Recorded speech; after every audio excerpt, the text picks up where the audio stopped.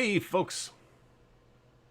There we go. Okay, yes, we're trying out new technology here tonight, courtesy of the YouTube Music Library. And I finally got the countdown timer working. So this evening, tonight, we are clipping A Time for Trumpets still, which we'll probably be working on for some time yet to go.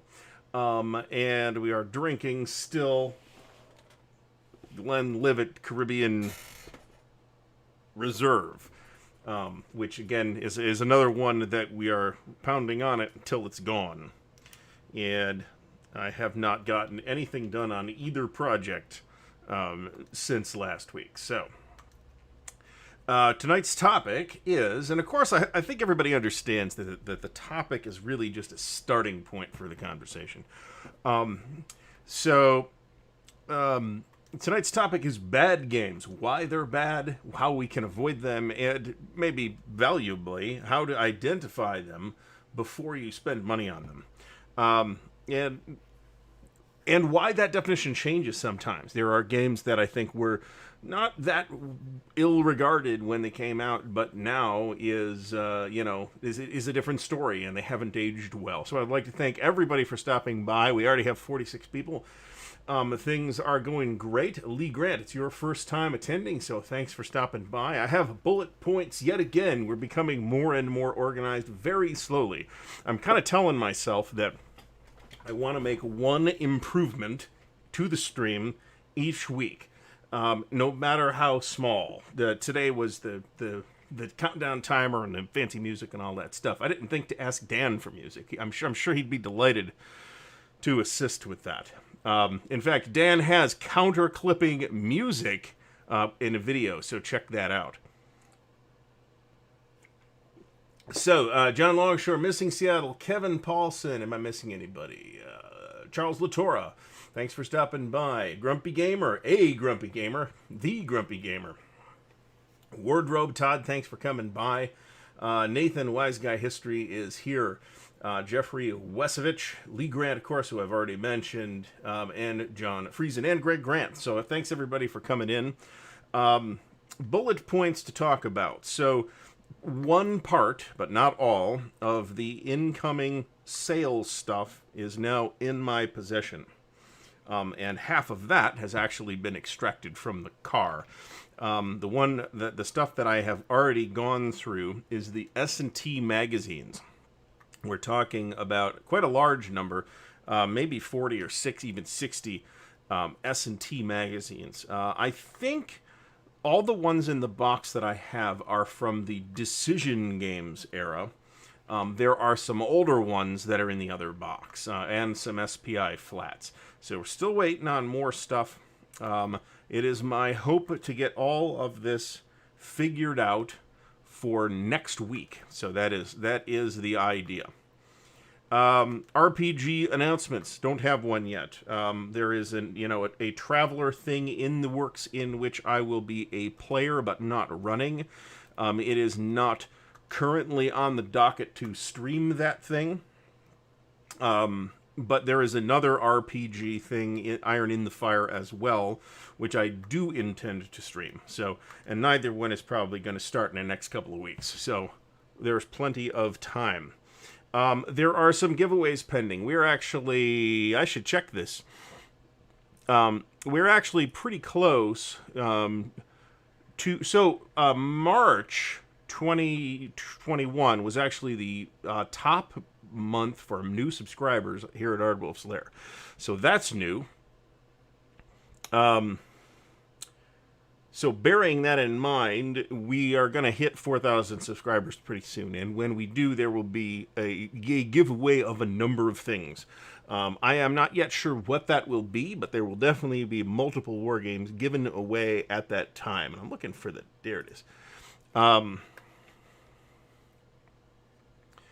And we're going to hit some other milestones as well. And I've also mentioned that, and that's why I put it on the little title card, coming in. If once I hit 2,000 followers on Twitter, I will have giveaways there as well. But I am truthfully not working as hard as I could to make that happen. Let's see what we got for questions so far. Kilroy was here. Thanks for Ken Cloby. Thanks for stopping by. Hethwill, hello from Portugal, I suppose, and Michael Oberly and Richard DeFortuna, Matt Taylor, all in the house here tonight. So yeah, I'm sure we'll talk. This was said before the stream started, but I am sure that we will end up mentioning several choice selections from our friends at Decision Games and Avalanche Press. But we will see exactly how that works. What else do we have? So giveaways will be happening. Let me also mention that there's a Twitch channel as well at some point, and I'm not a regular streamer on Twitch, but at some point this stream is going to be simulcast on Twitch as well. That is another one of those little incremental improvements that I plan to do. But Twitch has its own sort of logistical overhead, so I gotta work on that a little bit more before it even happens. There's ways to do it. One of which is StreamYard, but I'll talk about that in a second.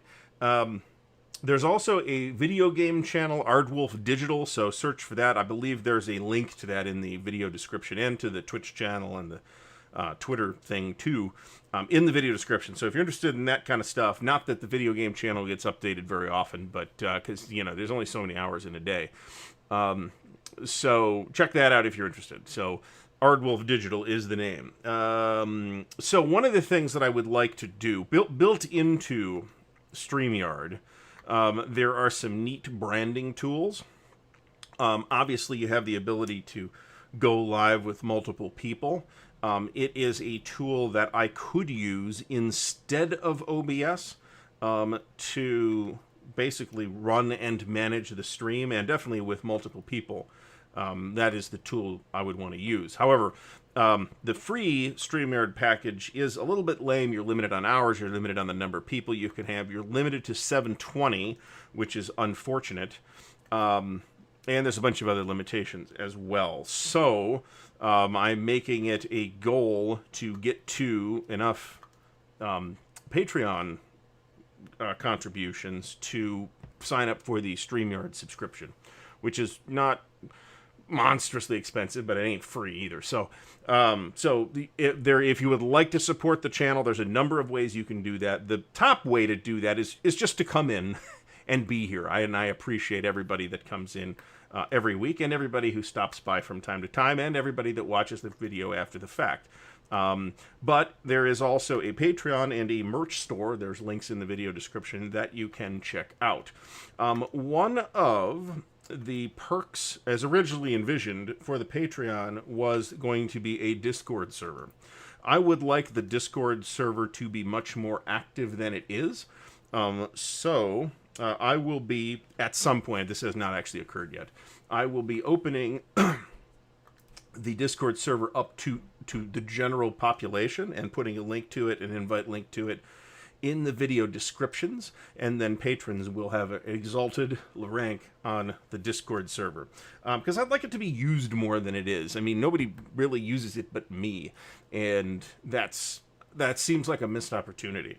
And I've already mentioned the other thing. So that is all the miscellaneous business.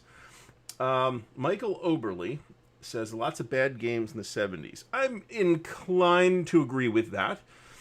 Sturgeon's Law and all that. Majority of Avalon Hill games from the mid-70s on weren't bad. So it definitely was to Avalon Hill's benefit, I think in the main, to release as few games per year as they did. They did in comparison to SPI that put out, however many games it was per year. It was more than 10. Avalon Hill would typically put out 1 or 2 or 3 games a year.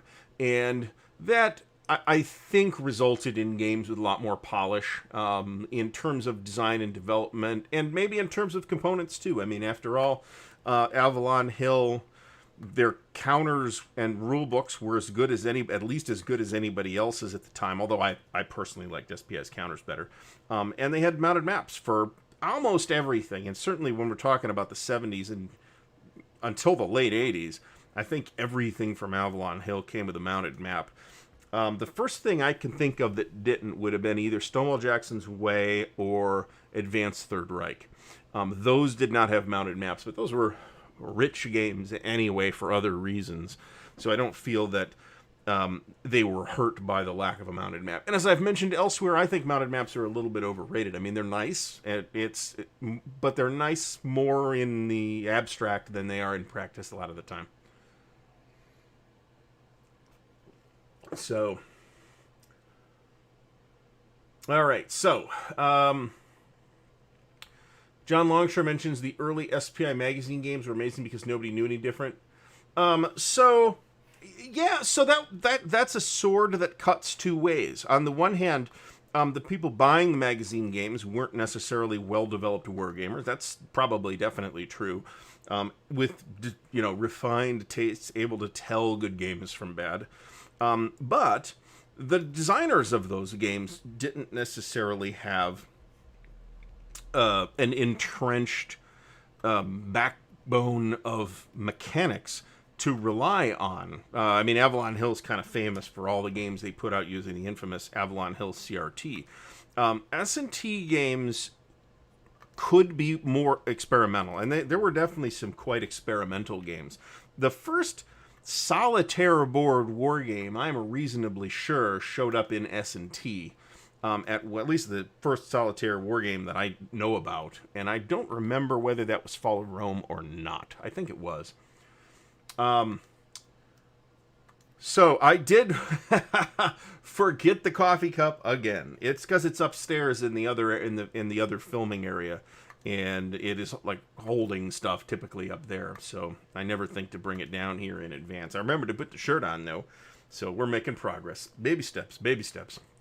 Napoleon's Imperium. That's the new release from Compass Games. That is by Andrew Rowland, who hilariously is from Australia, but who is no relation to Harry Rowland, the designer of World in Flames and Empires in Arms and some other stuff.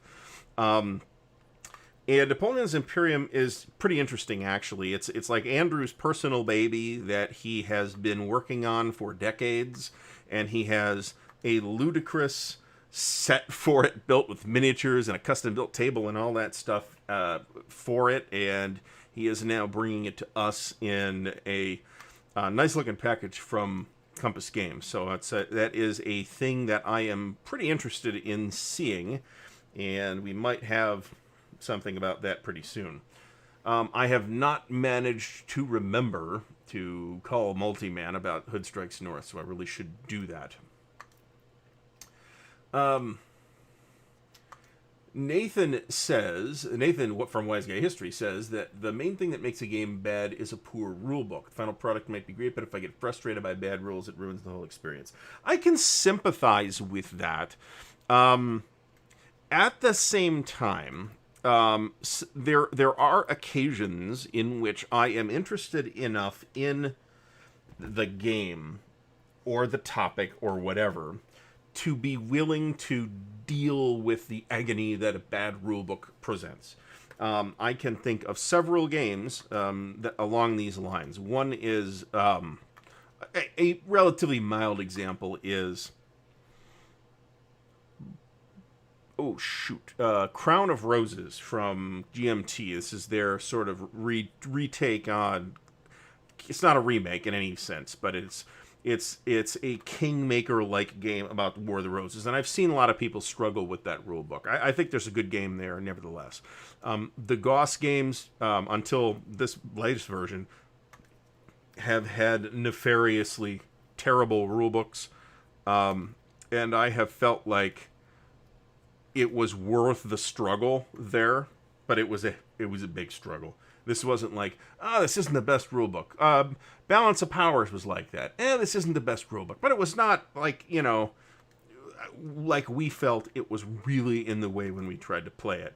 That is the case with Goss.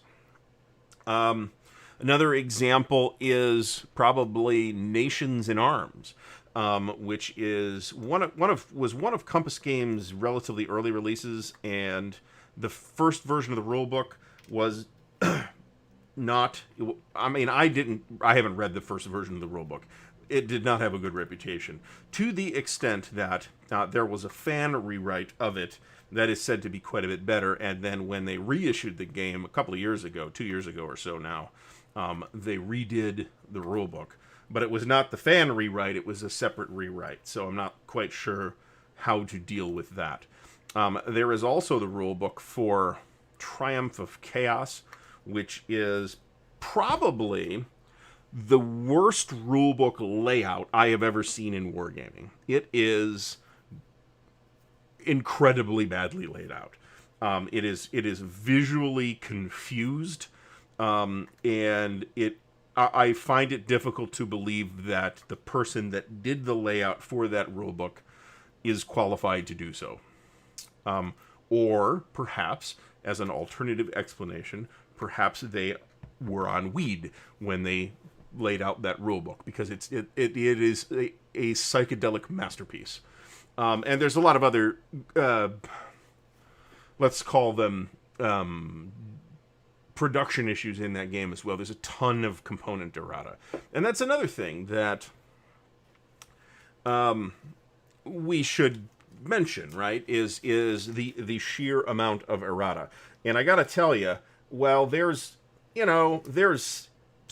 more. So Imperial Struggle and All Bridges Burning and Versailles 1919 all had component issues to varying degrees, and they were considered serious enough that there was a lot of online angst about it. And people got pretty worked up. But GMT jumped on it. However, the problems, the errata, level of errata and scope of errata in Triumph of Chaos is more than in all three of those GMT titles combined. It is a very problem-heavy game. In addition to the comically poorly laid out rulebook.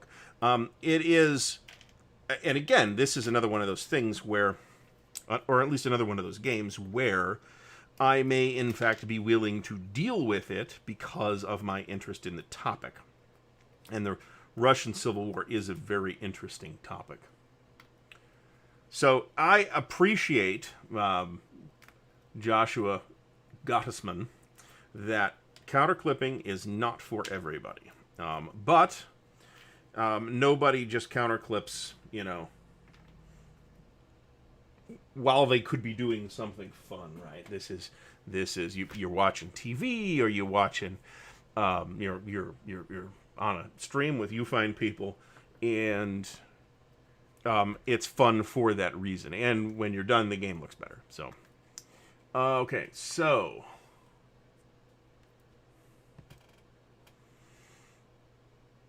Kaiser Bill, thanks for stopping by. Jim Dunnigan once stated that the average wargamer is able to fill in the gaps of bad rules. I think that's probably true, at least with experienced wargamers.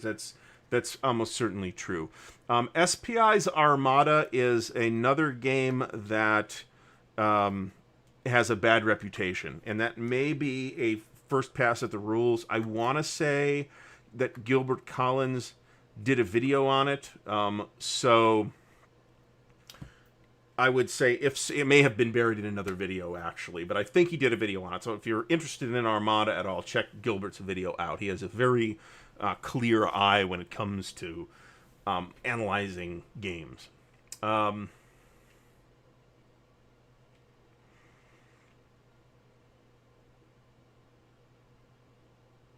Looking at the question, what are my views on Fields of Fire? MJS82371. Thanks for stopping by. I have it. I have unboxed it. I have not done anything else with it, just due to time constraints. So it is frequently said. There are also games that are generally agreed to be good games, even though they have problem rulebooks. The rulebook for Fields of Fire is enormous. There is, at this point, a fair amount of video playthrough content on Fields of Fire, so I would say if you're interested in learning how to play the game, you can use that as a learning tool. That never replaces reading the rules, but it's often a pretty good supplement of reading the rules. Someone whose name I can't pronounce, Iggy.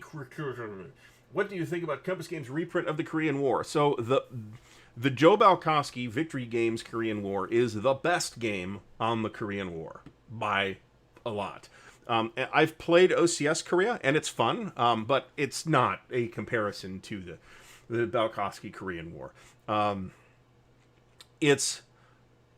Balkowski Korean War includes a lot of the geopolitical context around the Korean War that an OCS game is just not going to include.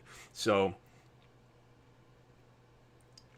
this has been delayed a lot, and I'm not sure why, but I have pre-ordered the Compass Games reprint of the Korean War because I don't have the Victory Games version, and bluntly the components are going to definitely be nicer. And I am pretty excited about it. It's one of my, I think, 4 things I think that I'm very excited about coming out from Compass Games, 4 or 5 this year. And I'm not sure whether I'm going to include the Third World War package in that or not. I would like to think that that'll be out this year. Patchwork Pictures, unless I missed something, GMT has done Peloponnesian War and is doing Pacific War and Vietnam 1965 to 75. The Balkowski Korean War is coming from Compass.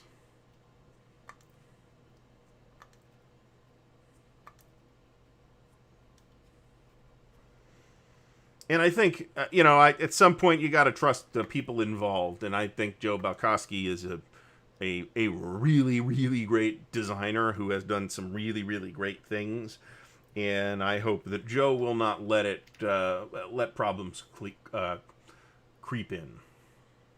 Grumpy Gamer, exactly right. You probably put that in the chat before I did.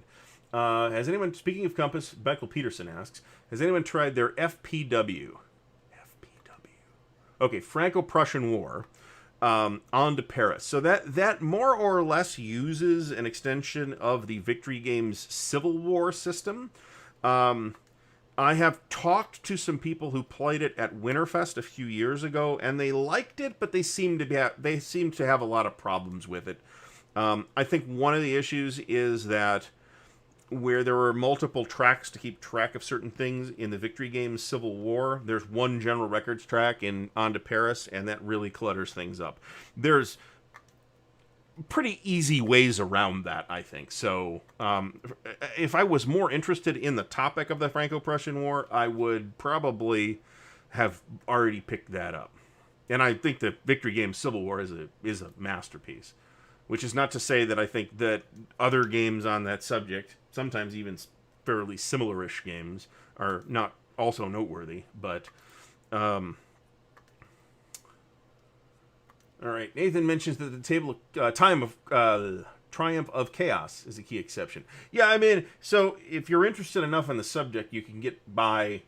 You can probably work your way through bad rules. You also have to be willing to extrapolate sometimes and say, I don't really know what they're trying to say here, but here's how it makes sense. Let's just do it that way. And that's fine. And I ended up we make decisions like that when we played Battle for Normandy, for example, before we got it, because for some reason I couldn't get a clear statement of, is this a mandatory attack situation or not? And it wasn't, so... Joshua Gottesman, I assume I did. I mean, it's if it's a German last name, they're generally pronounced fairly phonetic. So, Grumpy Gamer, I do find the counter clipping process to be fairly relaxing, which is one reason why I started doing this, because it's relaxing. This is relaxing, and I like to talk too. If you haven't noticed. Compass Games, a reprint of Jihad. Nathan, remind me of what that is, because that is not ringing a bell.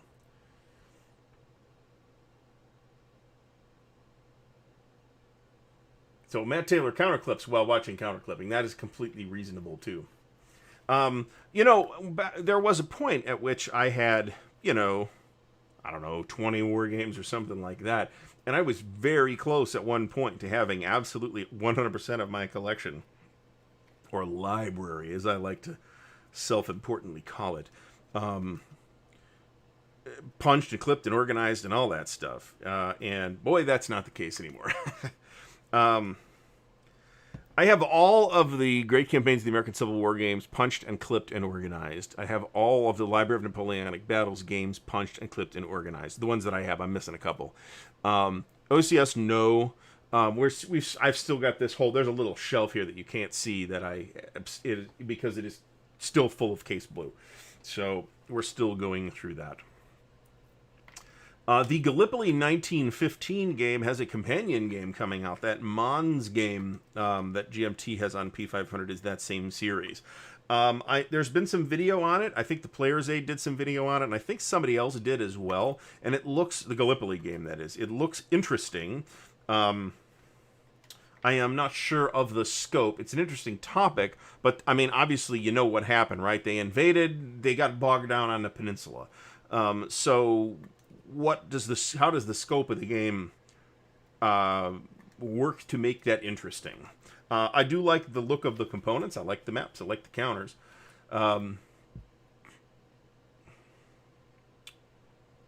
Catching up on the chat. Okay, so let me mention this too. I should remember to put this in the bullet points. I need a stream moderator or two. So if you're interested in that responsibility, please email me at ardwulfslair@gmail.com. I can't promise there will be compensation, although I can probably send you swag like a t-shirt and a mug or something like that. Although, you can't send, as the guy running the merch store, you can't send both the t-shirt and the mug in the same shipment. I think they come from different places. You can send multiple t-shirts. But if you order them, you can. But because, who is it that I go? Teespring will take care of that. But if you're like the guy running the store and you want to send out samples to various people, you can't.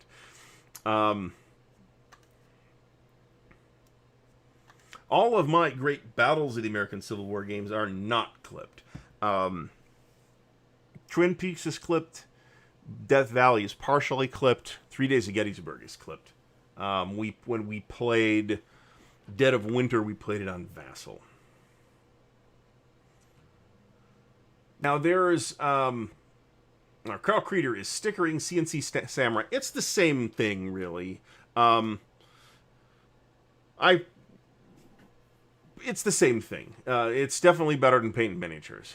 Kaiser Bill has On to Paris. It's very complex, but he's holding on to it because there's so few games on the topic. That's true. If you're in the market for a simpler game on the topic, there was the old Franco-Prussian War from SPI, and then I think Decision redid it, or did a game called the Franco-Prussian War in their S&T, and I don't know if it's the same game at all.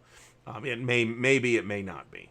In some cases, even when you're talking about the S&T games, like the Russian Civil War, their S&T version is pretty much the old version with some few extra things.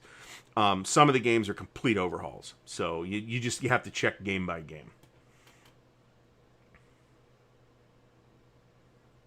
Stephen Reynolds, thanks for stopping by.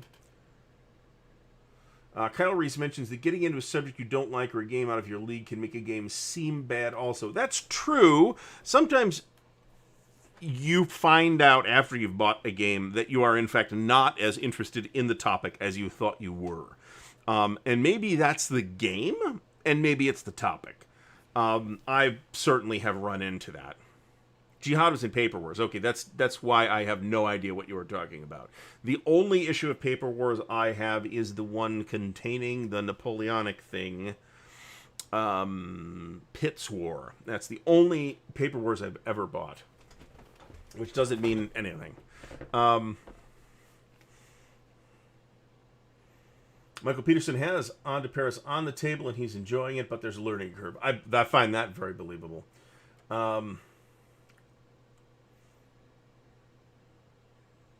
Brian Habel asks, does too much detail in a game make it bad? For example, CNA, Campaign for North Africa.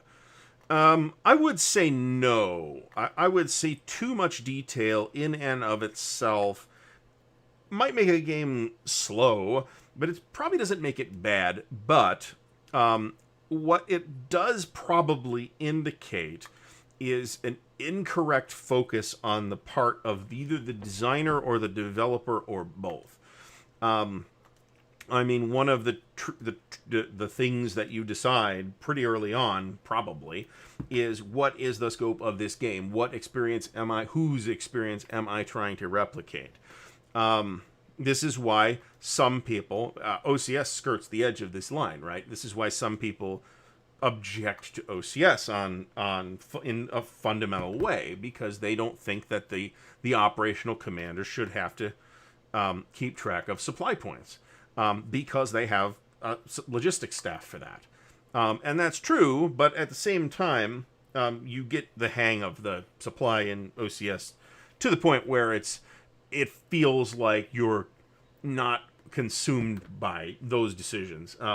So if that makes sense, I should probably reframe that.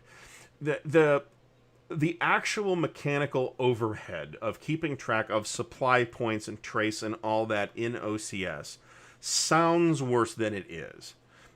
But at the same time, it's such a huge part of the game, and succeeding at the game on any level is so dependent on mastering that process that once you have done so, I think you'll have good luck, because you've internalized it at that point, and you can think like an operational commander that has operational decisions to make, and does or doesn't have supply to support those different choices. So, all right, let's see. Stephen Reynolds asks, was the Civil War over yet when you started clipping?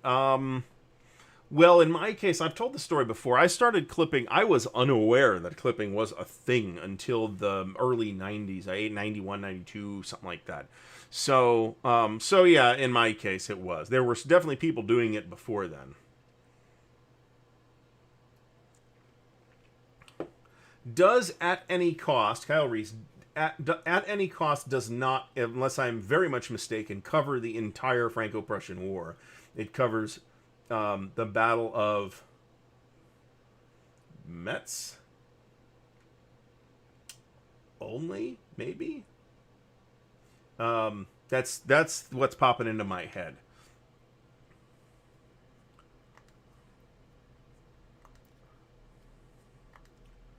All right, Stigler says, what's the big deal about organizing all the clipped counters? Well, I mean, a big part of it is so you can set the game up relatively easily. And, you know, for many, many, many games, it's not really much of a problem or a process. You just sort the counters out. If you can get it all in one counter tray and you put it in the box, boom, off you go. It becomes challenging with something like this, where you have no realistic hope of getting the 4 or 5 counter trays that it would take to organize this back in the box without the box bulging, which leads to blown boxes, which I don't like. So CLS, which I should know what CLS stands for, has an 1870 War Against the Empire. I'm not familiar with that game. CLS. I'm struggling with what CLS stands for. Somebody will put it in the chat. Stigma says anyone who buys a block game gets what he deserves with the stickers. Well, I mean, there's plenty of good. There's plenty of block games that I like, actually. Some of which are like the Columbia-style hidden information block games, and some of which are just like Commands and Colors, where there's blocks and the blocks of the pieces. And again, you can sticker blocks with, while watching TV or something. Joshua Gottesman says that a lot of the Paperworks games have been reprints of Sim Canada games that mostly had mediocre reputations. Okay, I didn't know that, actually. That's very interesting. So a wargamer who enjoys block games is called a blockhead, for those who don't know.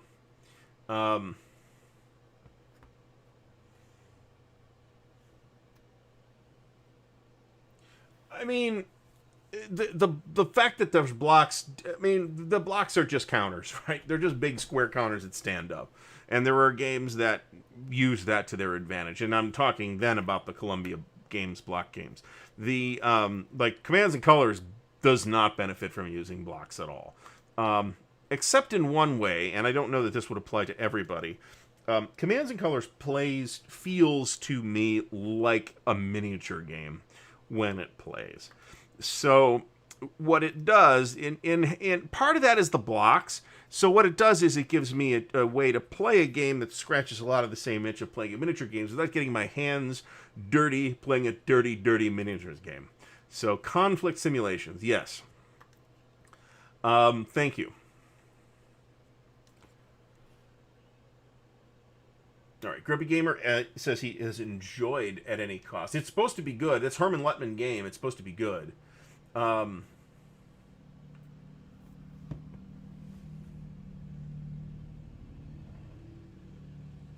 Jeffrey Benedict, thanks for stopping by. He says that to him, so many SPI games just seem that they felt unfinished. Good ideas, but too many missing rules. That's absolutely a thing.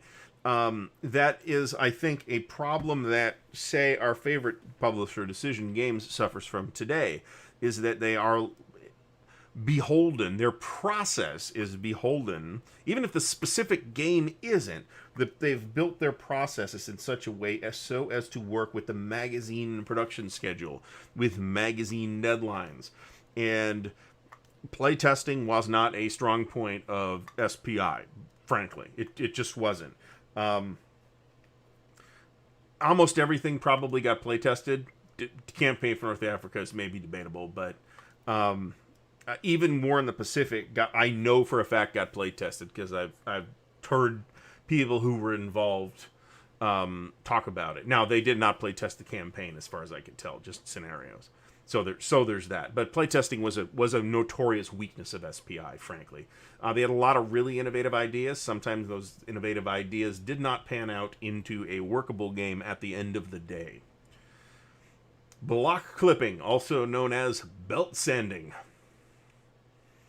1976 likes Columbia's East Front. And I think... And part of this is because those are the ones that I've owned and actually had a crack. I wouldn't call it a successful attempt at playing back in the day. Columbia Games, East Front, West Front, Med Front at the time, although I don't think there's a Med Front anymore, are, I think, a good example of using that block mechanic well. There's a whole family of those. The World War II ones are a little bit different than the other ones, but like Richard III and Hammer of the Scots and Julius Caesar all used a very similar, similar hidden information block mechanism. And those games are pretty well regarded. There are video game versions of a couple of those on Steam, by the way. I'm not sure which ones, but I know Richard III has a video game version, so check that out. I don't know how good the translations are, but they're also relatively inexpensive, so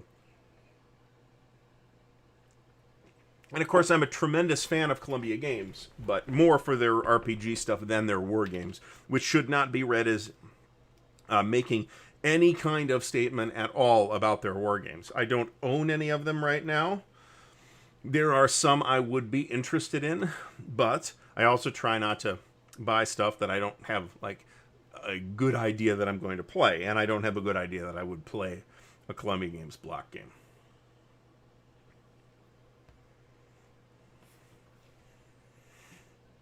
Patchwork Pictures, any suggestions for block replacement? So, I mean, the series started out with Battle Cry, which is Civil War, which had plastic miniatures. Some of them, I mean, Memoir 44 has plastic miniatures. The spaceship one, Red Alert, has plastic miniatures. Carl Creeder's mentioning that Richard Borg wants miniatures, but GMT can't do that, so they agreed on blocks. I think I'd rather have the blocks, because I don't want to deal with the miniatures. You don't have to paint them, of course. I mean, you don't.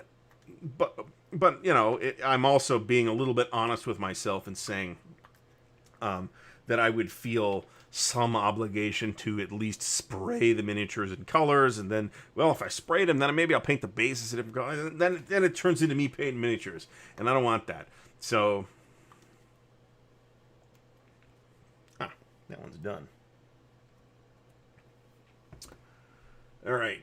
Game with blank counterbacks or untried unit size do the hidden. Yeah, so they don't, though, because not that you can't replicate this with counters. So the idea with the Columbia Games block system is that you have, and if I would have known we were talking about this, I would have had a visual aid. There's a number on the block that faces upward, okay, and you can rotate the counter to indicate things like step losses or unit strength or whatever. You can absolutely do that with counters. It's in a tactile way. It's more elegant to do it with the blocks. But it also means that if there's more information than that step strength on the unit, then you might be looking at it upside down, which is pretty undesirable. The Columbia Games, the East Front, West Front has that as an issue. I mean, is that a big issue? Not really. But it does limit the amount of info you can put on the block in a way that doesn't limit it, that counters aren't limited. I mean, there's a crap load of information on these things. So, and this is not the world's most complicated game. Not the simplest game either.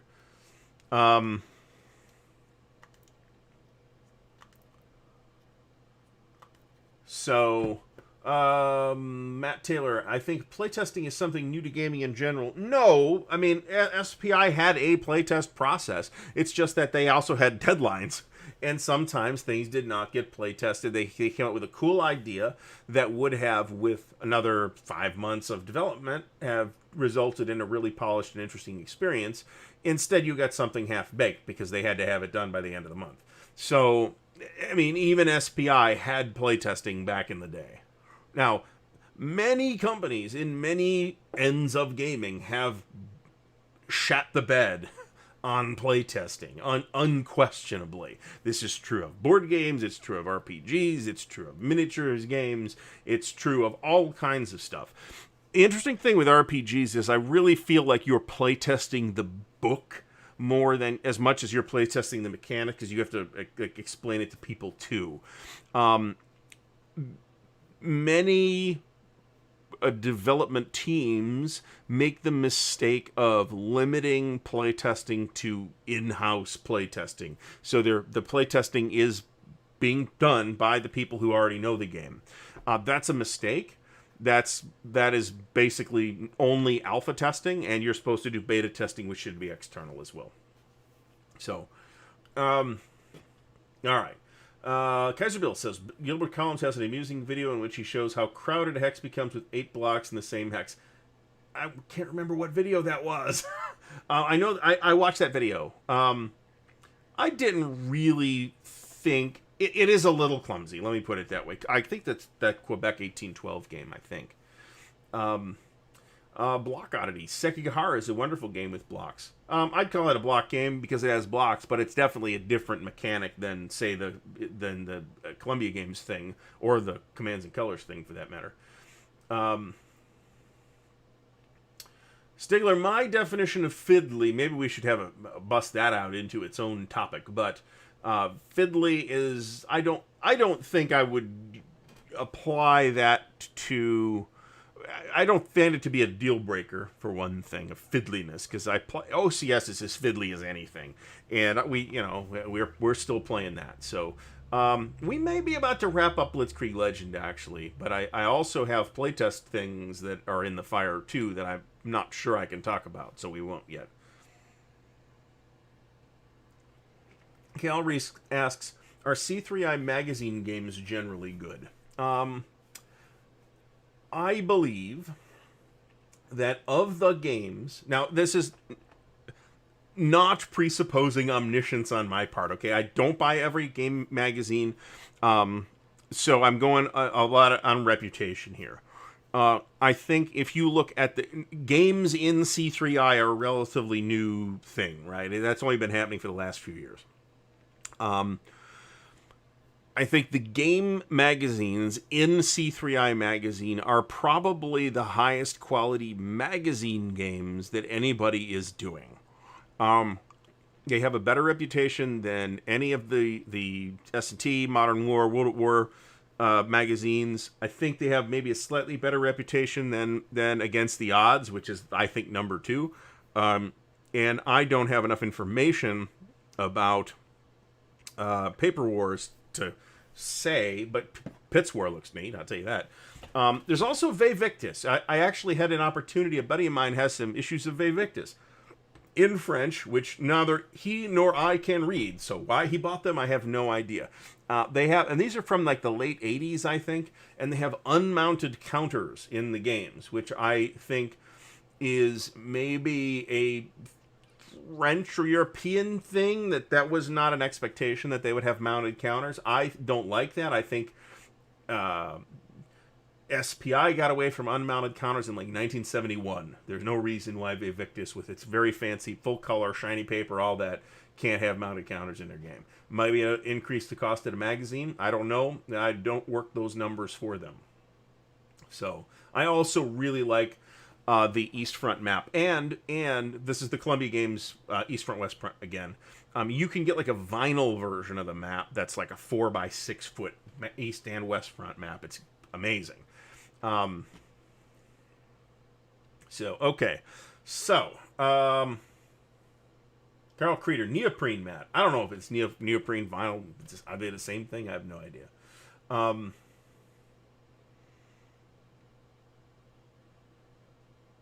Block Oddity says he thinks ambiguity in a rulebook can make a game bad. Yes, it can. Again, sometimes you're probably willing to deal with that based on interest in the topic. Other times, maybe not. I should actually be keeping track of the number of people in the stream, like the top number every time. I can look these numbers up, but I have not been tracking this. I should probably put it in a spreadsheet. We are at 97 right now, which is amazing. So thanks for everybody for stopping by, whether you are talking in the chat or not. Stigler says you have to paint miniatures. If you don't, you might as well use counters. I completely agree. You might as well. You're better off using counters, because counters can contain more information than the miniatures can, unless you paint the miniatures. I mean, is there a rule that says you must? No, but again, part of the appeal of miniatures is the visual appeal of miniatures, and unpainted miniatures do not have that visual appeal. So, no, the miniatures police are not actually going to come knock on your door, kick it down, and shoot your dog and arrest you if you have unpainted miniatures. But it does seem to be a bit pointless to play with unpainted miniatures.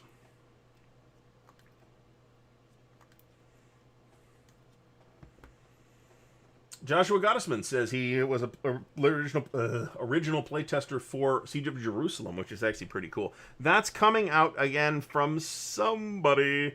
It's not MMP. MMP's game is called Siege over Jerusalem, and it's Area Impulse treatment of the same topic. Actually looks neat. I think Compass is doing Siege of Jerusalem, the redo of Siege of Jerusalem, I think. Battles Magazine. Also, Ya Magazine. I have never personally held a copy of either magazine in my hands. So, all right. A lot of people have very positive recollections of Siege of Jerusalem. So, and it is an interesting topic, right? Jewish revolt, Romans, ancient Romans. Who doesn't love ancient Romans? And the Jewish revolt, I guess. That is actually an interesting topic, I think. I remember watching as a kid I remember it as ABC, but don't quote me on that, did a Masada miniseries with Peter O'Toole and some other people, and I watched that as a kid and was fascinated by it at the time. So, Michael Peterson, thanks for stopping by, and thank you for subscribing. Oh, I know who the disliker is. That's okay. At some point, maybe we'll discuss this on the Discord. We can talk about my feelings about the dislike button. So, the gamers, too, playtest their stuff to death. If you, no matter how big it is, right? If you got, cross-channel attack, which I guess I can talk about in the context of Curtis has talked about it publicly. That's the OCS Normandy game. That thing's been in development for years already, and it's years away from publication. So, and it might be that I will have more to say about that sometime at some point. I gotta call MMP on that. I'm supposed to get an email if it doesn't go through, and I didn't get an email, so we'll see.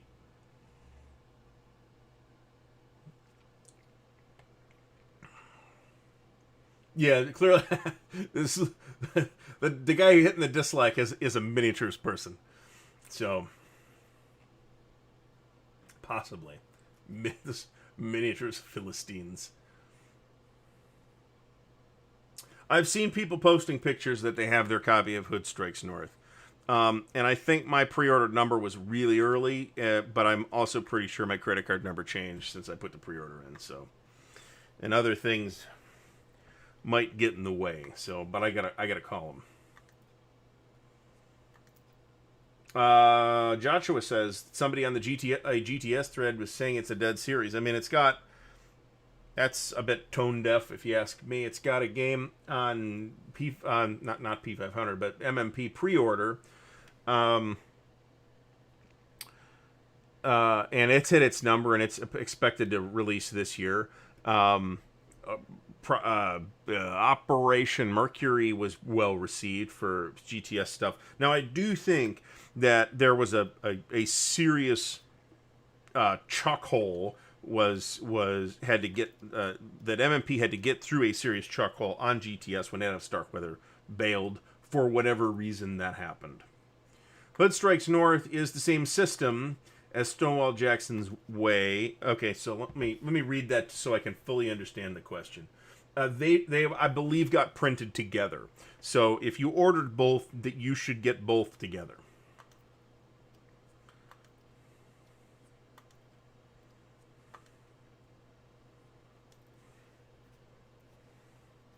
Brant, if they're not 15mm figs, so what if they're 1,000? What if they're 2,000mm miniatures? What then? That's called a reenactment. So,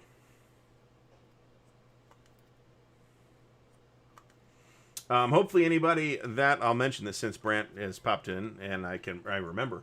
The Connections online conference went pretty well, and the post game analysis is commencing behind the scenes. So there will probably be another Connections online or something very similar to it at some point.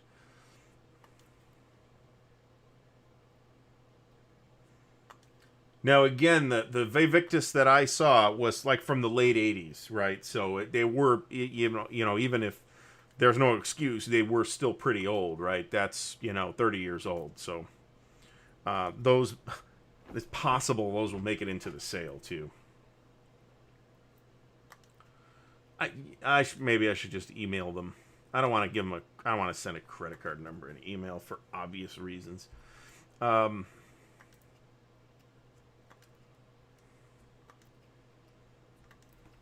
So, let's first of all... we hit 100. We've actually been over 100 before, as I recall. Kickstarted the Korean War. Did they put that on Kickstarter?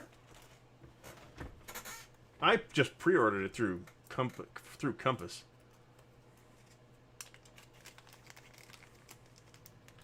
There's nothing wrong with miniatures per se. I just don't like them. So, and it's not that I don't like them. It's that I don't trust myself around them. All right. So, as I mentioned last week, let's make sure I didn't screw anything up by hitting the keyboard. We are moving toward a hybrid solution for storing Time for Trumpets, where I'm going to have a tray with markers. I got the British in here too right now, and all the formations are actually going to go in to baggies. That will enable me to actually get the game in a box. Okay, this is interesting. We've got white units, which I haven't seen before. Looks like that's First Army. Let's go with this.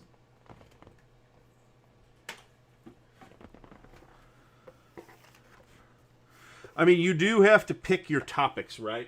As a wargamer, you have to be careful too, right? So that you don't overextend yourself into buying stuff. I need this game on the War of Jenkins' Ear, obviously.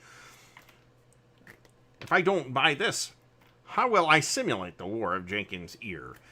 There is, by the way, a game on the War of Jenkins' Ear that came out in S&T, and I think there might be more than one, but that's the one I could think of off the top of my head. Mo, thanks for stopping by. We're way over, actually. You might have brought a bunch of people, to be honest. Because we are at 108 right now. So, bear in mind, I've got like a YouTube control thingy here that is not the same thing that you see.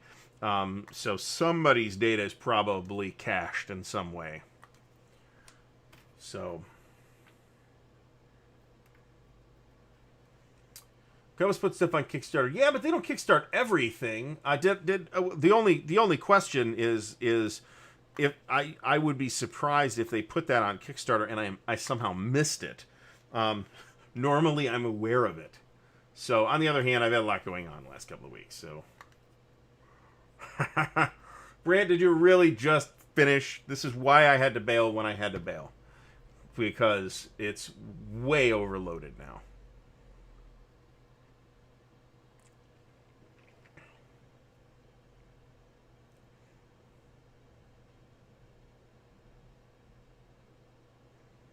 So Stigler, the misplaced effort thing, I mean, you probably feel the same way about clipping counters. And you're not wrong, but this is not wargame time, right?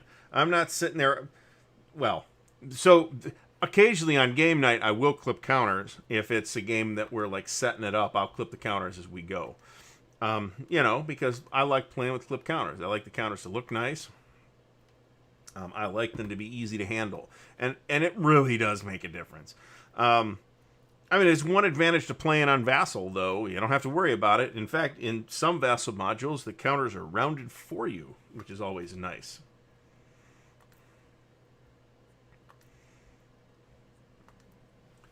Thanks for stopping by. If you're taking off, I do understand people got stuff to do, but don't forget we'll have this on the channel for rewatch tomorrow for anybody that missed it tonight.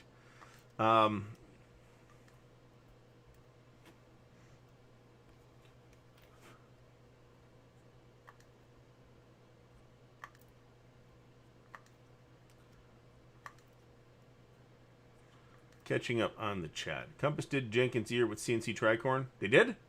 Is that a Paper Wars thing, or is it in the game itself, or is it in? I don't think it's in Jacobite Uprising, because I have that.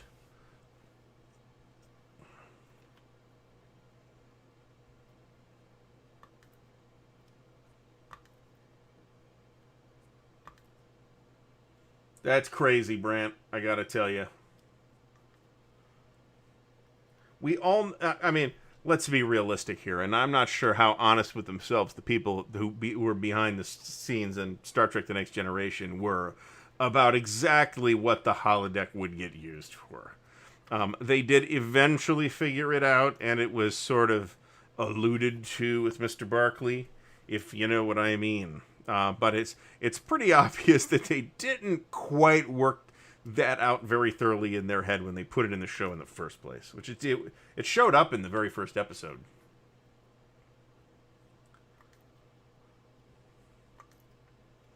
So that's actually, let me find it. Calorie says that he thinks Hex Encounter best simulates operational. So in that sense, okay. So are there, maybe this might this might be an episode topic actually.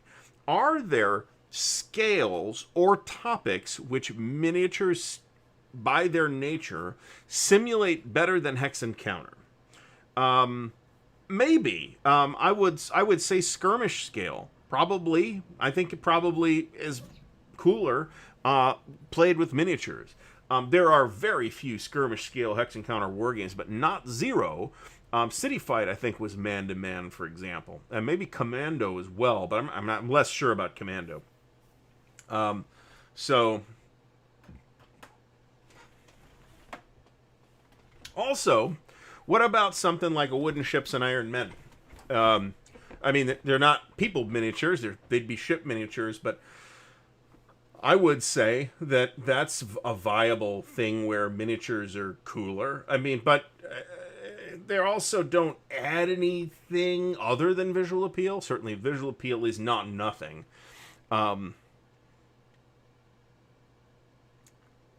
Because you've got all your ship stats on a card, right? You can substitute whatever you like here. Flying colors, Wood Ships and Iron Men, close action, which is my kind of, I think, favorite of the bunch. Although Wooden Ships and Iron Men is a classic. Naval games in which you are flying like a small... I said flying, which probably was a Freudian slip indicating my preference for spaceship games, but... in which you are controlling a relatively modest number of vessels, whatever they are. Sails of Glory has miniatures. It doesn't not. I think it does. I think it's is that a click game? I'm not even sure. I've seen that on tables at Origins, though. It does look cool. Pre-painted miniatures, if I'm remembering the game correctly, which is possible. I'm not. Miniatures helped win the Atlantic in World War II for the British. Yes, and if you're interested in that, that's the Western Approaches Tactical Unit. There was a presentation about that at Connections Online. If you search YouTube for Watu, you will get more than one video about it. It is actually a really interesting topic, and I would direct you to the people who... I have the video queued up from Connections, which I have not managed to get through yet because I've sat down to watch it, I think, twice and been interrupted both times, just because it's like 2 hours. So, or an hour.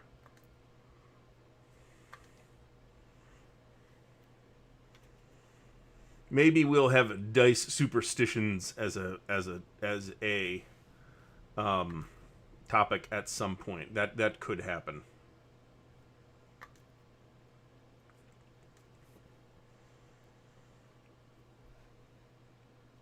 Matt Taylor says he thinks American Civil War regimental level works better as miniatures. Now, I'll flatly disagree with that, to be honest. I'm not saying that you can't make that work or that that's not fun, but I will say that in terms of the additional simulation value that you would get by having counters with a bunch of information on them is going to make it a dramatically different game from Hex Encounter to miniatures. And my tastes are firmly going to fall on the Hex Encounter side on that. Now, again, skirmish, because the way I see it, in a skirmish level game, you're going to have basically a character sheet anyway. So you might as well use a miniature.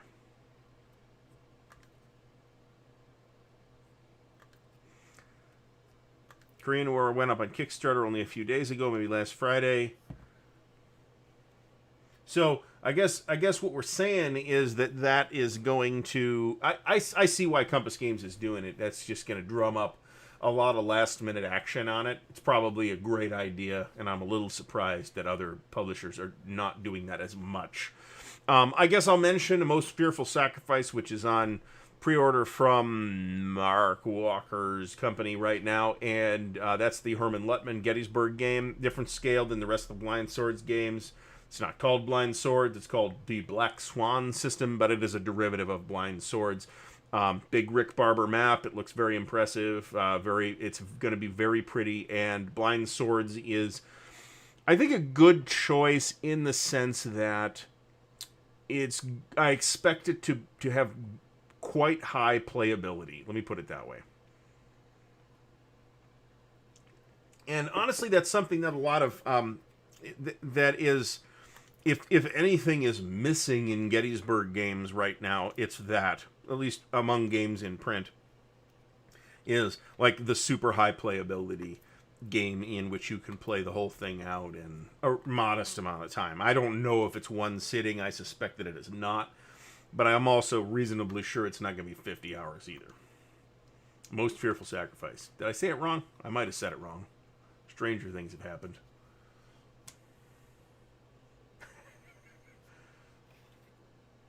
Drop his dice into... So you know those whiskey stones, except make them dice.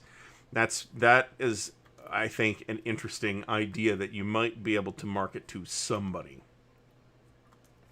Ken Burnside, thanks for stopping by. Ken, I have not seen you here before. I don't know if that's true or if I'm recollecting incorrectly, but thanks for stopping by. I am inclined to say that game design has advanced as an art to some degree. So, Mo, I have my tweezers right here.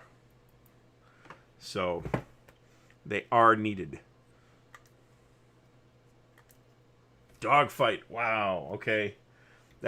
So I assume we're talking about the ancient Milton Bradley dogfight there.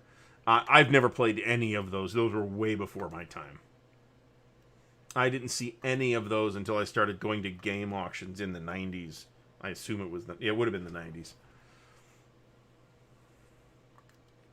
10 to 12 hours for the whole thing, for Most Fearful Sacrifice. That sounds reasonable to me, given what it is. I think that's actually probably a really sweet spot, because you could play it at a convention without necessarily eating your entire convention doing it. Or it being a convention in which other things happen, like a Gen Con or an Origins type of convention, as opposed to like a Consim World where, yeah, you could play it 5 times.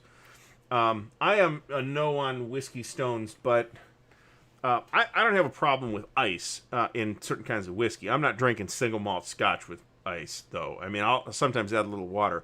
This actually had a little water in it. Before I refilled and didn't add more water. So chilling the whiskey will close down the nose of the whiskey a little bit. Is that important? Maybe. Maybe not. If it's Dewar's, who cares? Put ice in it. If it's Grant's, flush it down the toilet. Don't drink it at all. But, see, I would not call it a monster game based on that definition. But my definition of monster game tends to be based on playtime rather than on footprint. And by the standards of footprint, it is a monster game. So, again, we have, in fact, discussed that at length over the span of an entire stream. What time is it anyway? Okay, just got to keep an eye on it. It's not 10 o'clock, so we're good. Dave Tomko says he thought miniatures offered a more unique way to do line of sight instead of an entire hex repping the whole terrain. Miniatures let you actually use your eyes to determine if you can see your target. So there are hex encounter war games that work exactly that way. ASL is the biggest, is one of them. You actually have to have a little thread handy, or I use the badge holder, so it zips up and retracts. To find line of sight sometimes. And if it hits a building, it hits a building. If it doesn't hit a building, then you have a shot, right?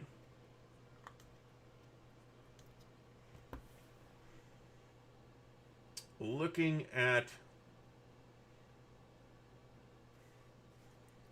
Stegler, if you took the Europa players' tweezers away, there would be no Europa game.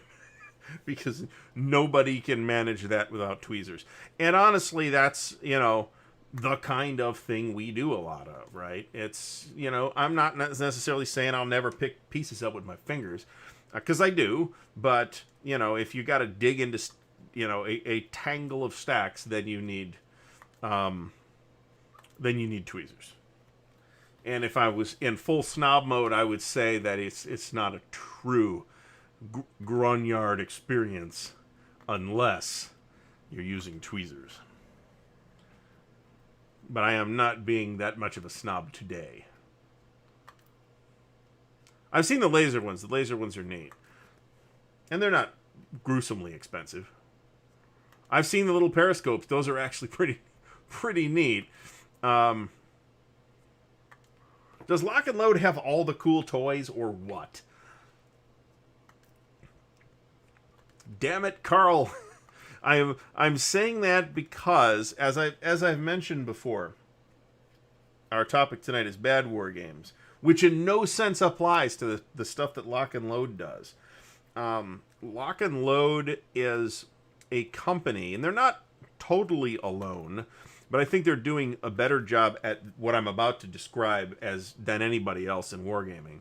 Of maintaining an online presence and leveraging the internet as a tool for marketing, yes, but also networking players and things like that. They have great communication. Their product quality is really, really high, and I just wish that they would do more damn games that I was interested in, because that's my problem with Lock and Load, is so much of their output is this tactical stuff that I'm just not into.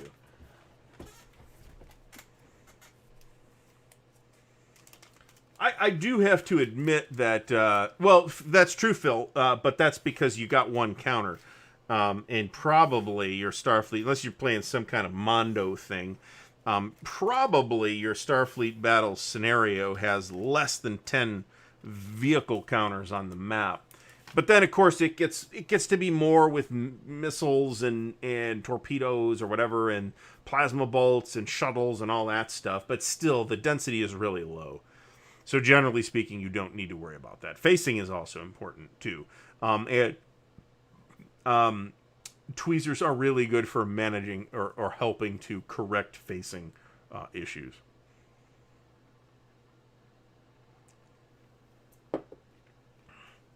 Star Wars Armada. I've seen that on a table. It looks good. LBW Strategy, thanks for stopping by. Let's see.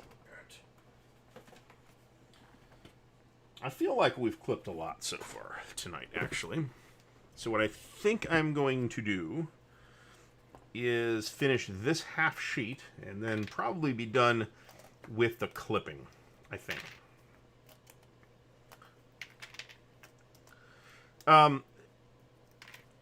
There is it's actually interesting, because I could clip for hours if I'm like watching TV or something like that. For the stream, I always tend to peter out on the actual clipping at about an hour and a half. And I think it's because I'm, enjoying talking to the people here more than I'm enjoying the counter clipping. The counter clipping is just a vessel for the fine dialogue that we have on these nights. All right, so Matt Taylor says he's been gaming for 30 years and never uses tweezers. You could certainly do that, but you didn't play Europa, or if you did, you knocked a lot of stacks over. Let me put it that way. There's plenty of war games that do not require tweezers. I mean, indisputable cornerstone war games that do not require tweezers. I just don't play those. My tweezers are labeled 1976. Mine don't say that anything, actually. No idea. Or do they?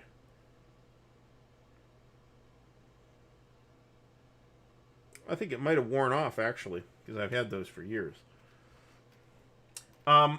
Guess is pretty good. A lot of miscellaneous steel products that do not require enormously high precision are, in fact, made in Pakistan. I've got a couple of reenactment daggers made of Pakistani steel, and the quality varies wildly from, oh my god, this is like a Hattori Hanzo knife, or oh my, this is garbage, and I cut this piece of cheese with it and the blade chipped. So at some point I will talk about my life as a medieval reenactor.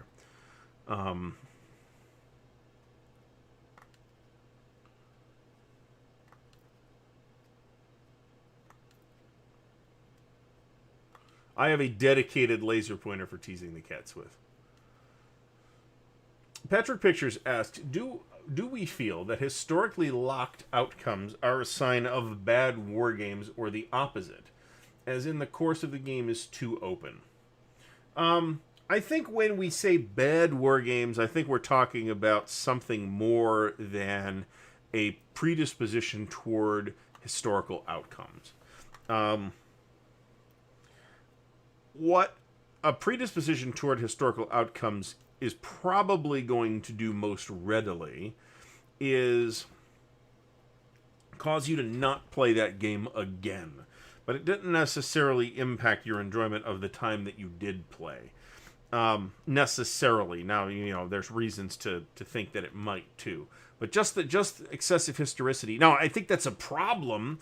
And it's especially a problem in a monster game, which represents an enormous time commitment if you are, in fact, constrained to follow the historical path. I mean, if we want to read the history book, we can read the history book, right?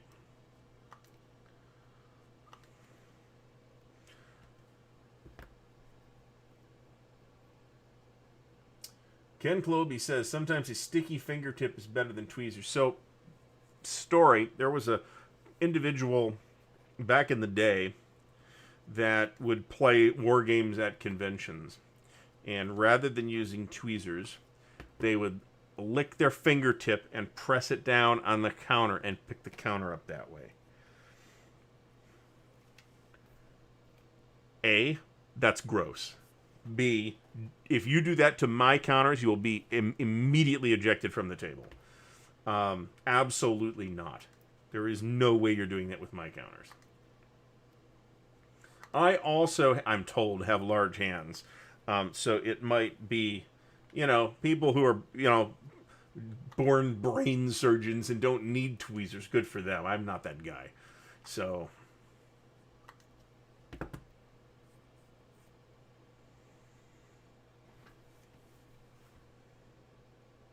Dave Tomko, the Hunters game. So that's presumably Silent Victory. I'd like to play it at some point.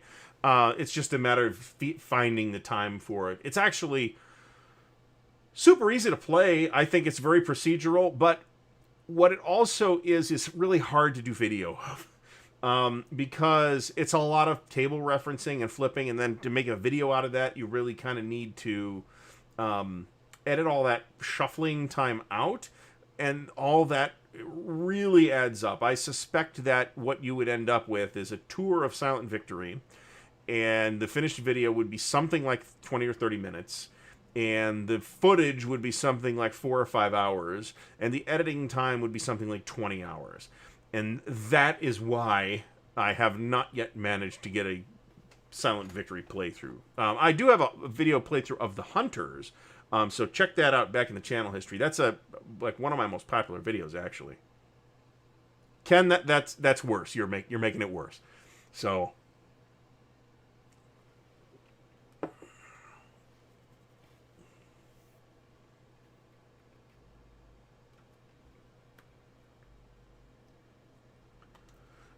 So my hands shake sometimes, and usually I can get around that by bracing my elbow.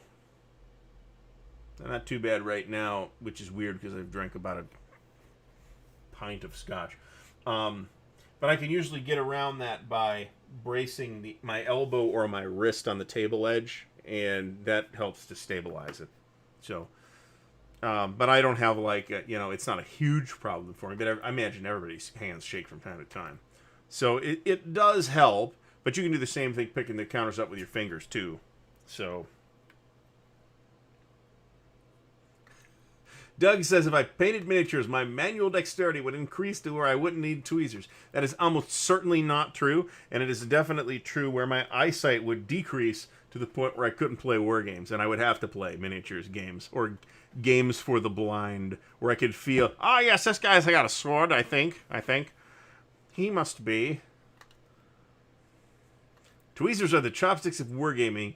Kind of, but they're easier to use than chopsticks.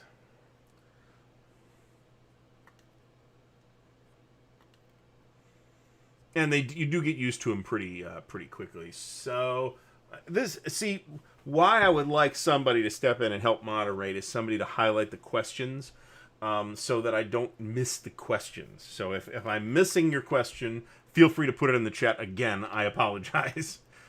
Did Brant take off, or is he taking off? See, I'm missing this. Oh, he's going to go watch the hockey game. Good for him. Although I do like hockey, actually. And we have a NHL team here in Columbus, but the professional sports tickets are too expensive for normal people to afford. So, aside from like special occasions. Also, concerts can't really afford them anymore. I actually bought tickets for a concert at Acid Mother's Temple, and then COVID happened, and I think the concert was April, and it got rescheduled. And now it's just dead.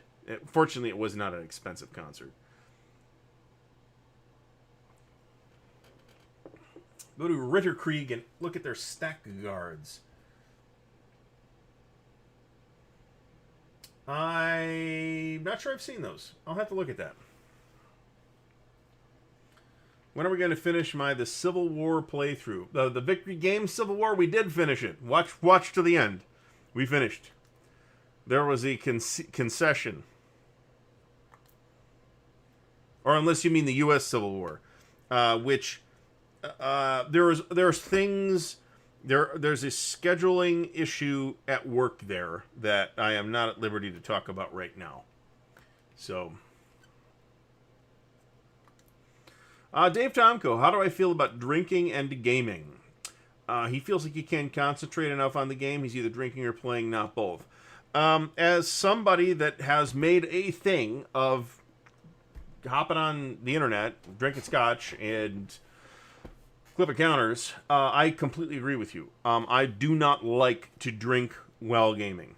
I generally find that it makes me mentally or physically sluggish, or both sometimes, and I prefer not to do that when I'm gaming. I make enough mistakes sober. I don't need to make more mistakes because I'm half in the bag. So after the gaming is over, cool. But I'm not a big fan of drinking while gaming, and that's any kind of gaming. That's RPGs too. I'm not endorsing this, by the way, just to get that out. I know people who swear by the creative benefits of marijuana while playing RPGs. I am only aware of the propensity to eat all the chips when you do that. And I am reasonably sure that person is mistaken. Let me put it that way. I prefer to do it clear-headed. So, I mean, different people have different amounts of tolerance. I'll be honest, if I drink a beer, I need a friggin' nap after that. This is why I don't drink very much beer. I like beer. I drink a beer and I need a nap. So, I would rather not bother with that. That is something that doesn't happen to me with whiskey. And to be fair, I have also been known to pour a half an ounce of whiskey from time to time. I don't necessarily need to drink a quart of the stuff. So, Kaiser Bill says he does not drink or eat while gaming because his game map is not a table placemat. So that's another thing. I've never been to Console World Expo, but I find this story completely believable about the dude who dumped a big gulp on somebody's wargame at Console World Expo. And I can only assume that the authorities are still looking for his remains. So, that is another problem. But, I mean, you almost always have a soda or, a water or something like that. Steven, I really only drink while doing this stream, to be completely honest.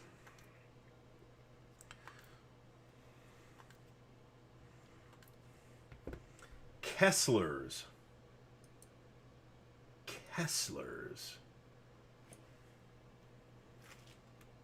What is Kessler's?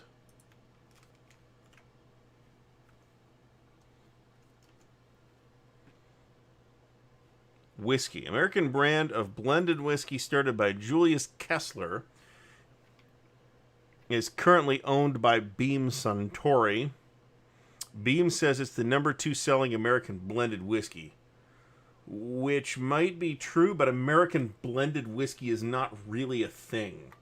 So, that's probably a marginal classification. I don't know if it was like an actual big gulp from the actual 7-Eleven, but it was an enormous pail of soda that somebody dumped on some game. And if it was my game,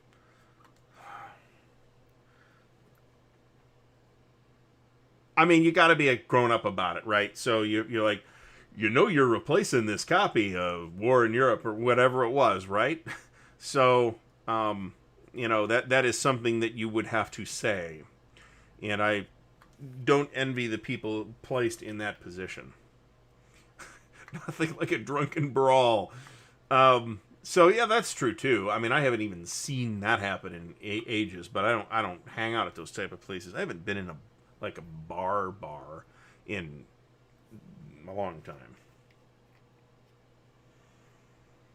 So there was a time during my brief but misspent youth, in which I drank to excess, and I did not.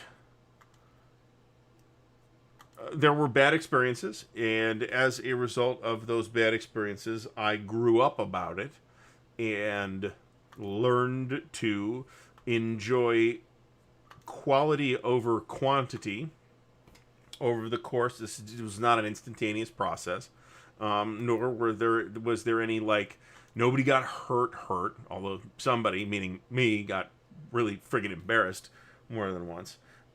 So yeah, drink responsibly and all that. Like I said, I might have 2 of these while we're doing this here, and that's almost as much as I ever drink. Now, when we were camping, because my camping vacation has gotten canceled this year too, not that we've been going for the last several years anyway, but then that's a little different. People are drinking pretty heavily, but you span it out over several hours, and it wasn't a big thing for me and one other guy to kill a bottle of Balvenie, for example, and that was a great night. And the next morning, I woke up and I felt great, because Balvenie isn't cheap crap that gives you a hangover. So,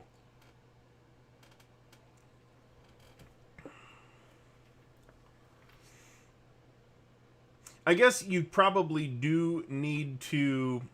All right, so let's see here. Mo says Canadian blends are the best. So I am told I have one Canadian whiskey in the house right now, and it is Crown Royal Rye, and it's okay. I wouldn't really drink it neat. On the rocks, it would be fine. It's not. There are plenty of good uses for Canadian blended whiskey. Okay, let me put it that way. You can certainly, they're very good in cocktails. They tend to have a strong alcohol nose to me.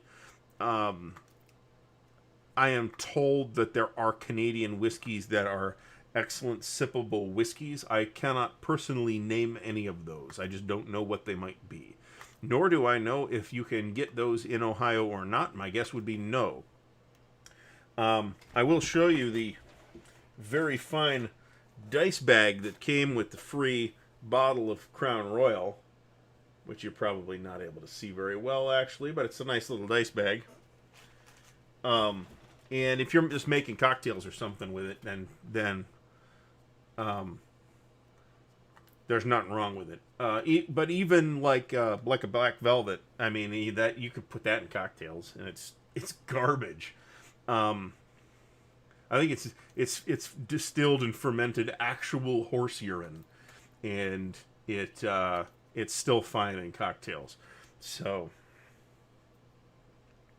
but I don't tend to make cocktails. I actually considered, I'm still considering, and if I'd remembered tonight, there was a lot going on before the stream tonight. I was considering gin and tonics for counter clipping night, actually. And I do like a good gin and tonic, I gotta tell you. There was a group I was in, an RPG group that I was in several years ago, that considered me a peasant for not having a Crown Royal dice bag. They're like, really? You don't have a Crown Royal dice bag? Here's your Crown Royal bag, peasant. So, that was funny. The black, depending on what you get, I think the apple is the green one, but apple whiskey is friggin' gross if you ask me. No thank you. I like rye whiskey, so that's why I bought the rye. And I'd actually heard good things about it, and it is okay. It would make a very good Manhattan or something, or an old-fashioned or something like that. But it's not, it would be alright on the rocks, but not neat. It's a bit much neat. LBW, thanks for stopping by. I really do appreciate it. The Alberta Premium Cask Strength was voted Whiskey of the Year for 2020. I would love to do it. A, will I remember that? There's a chance I won't. B, can I get that in Ohio? There's an excellent chance that you can't, because you have to. So Ohio, if the state doesn't want to buy it, then you can't get it, and that's that. My brother is a beverage executive with a restaurant chain, and I asked him, "Can you get Ledaig?" And he said, he looked and he said, "No, there is no bottle of Ledaig that I can get in the state of Ohio." So that is unfortunate, because Ledaig is wonderful. If you like peated whiskey, it is peated Scotch. It is wonderful. Like Seagram 7. 7 and 7 is a great drink. And Seagram 7, what is it, $12 a bottle? I mean, I don't know if it's $12. It used to be. It's trash, and it's perfectly good in a simple cocktail like a 7 and 7. Phil, thanks for stopping by. I have to try and remember to call Multiman probably tomorrow. All right, I think we're done with the actual clipping tasks of the evening. So let's get this just set up so that we're not actually missing anything. Yeah, I think we're good. And of course, after Time for Trumpets is done, I haven't even gotten to the Germans yet, by the way. Don't ask me, man. Ohio's got weird Prohibition-era liquor laws still in place. It's nonsense. A lot of the Midwest does. Indiana does. Pennsylvania does. Kentucky does not, but Kentucky's like, what does Kentucky make? Bourbon. That's pretty much the industrial output, the signature industrial output item of Kentucky. So Kentucky, you can get an excellent selection of booze in Kentucky, and the prices on bourbon are outstanding.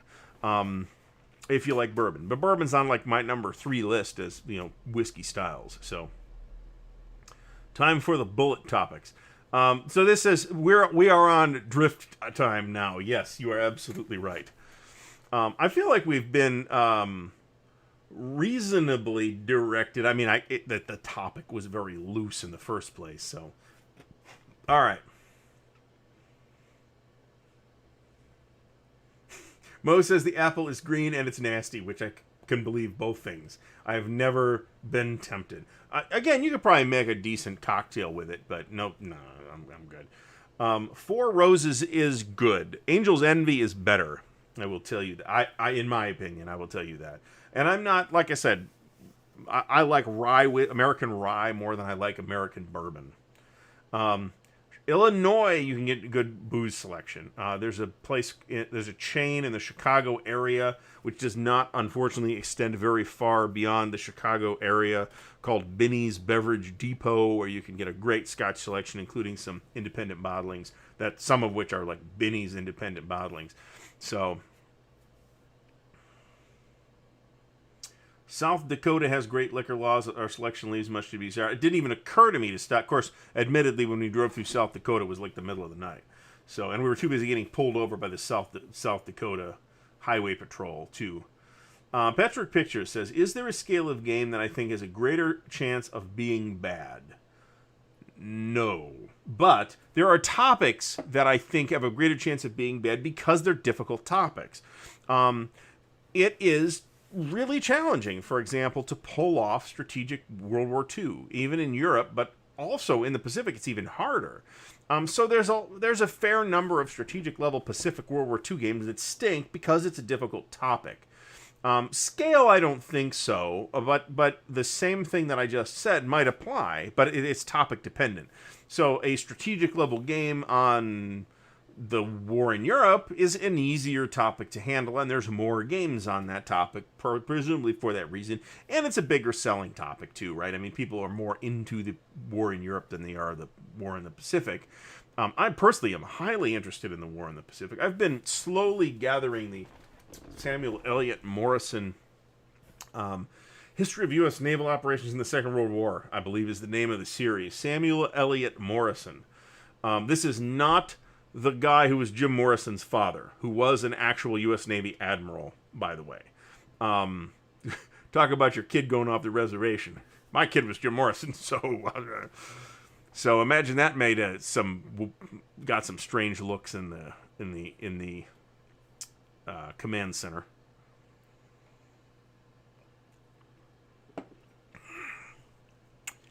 So, all right. So let's tackle this. Old Overholt, I have never tried, so I can't.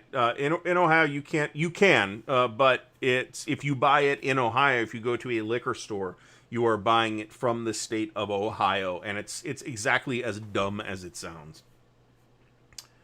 Brian Habel, thanks for stopping by. Australia has high taxes here. Entry level for a bottle of whiskey starts at $40.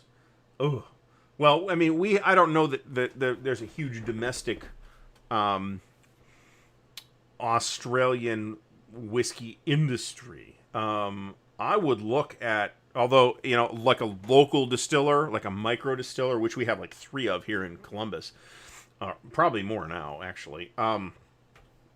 Their prices tend to be high, but they tend to be like artisanal things too. So, I mean, that's worth looking at.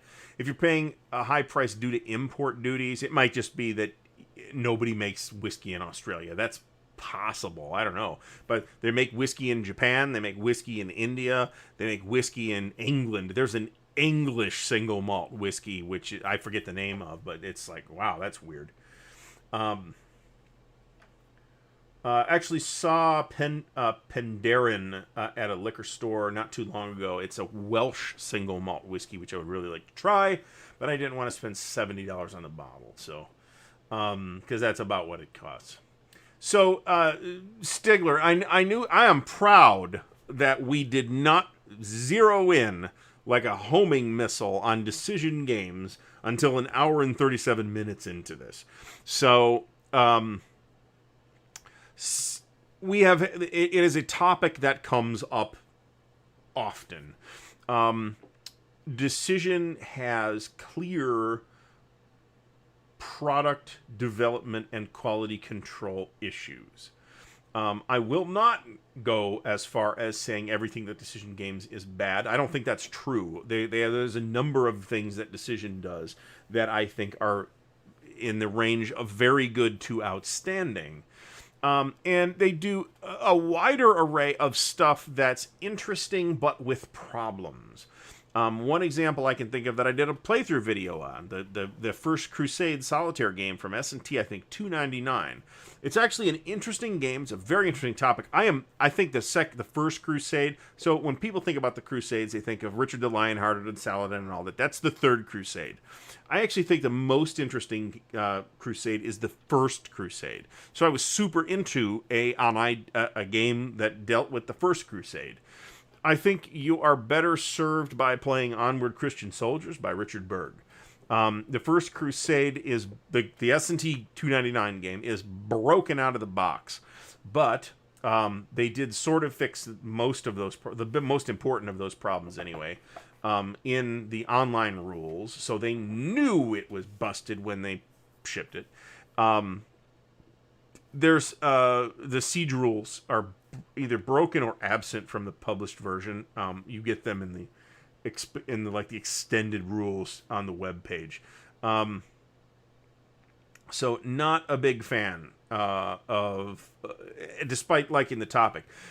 It could be that, and it would be hard to imagine a magazine game like this, but there's certainly things that Decision has done that I think are worth the effort, and maybe things that are worth maybe working with to try to turn into something good.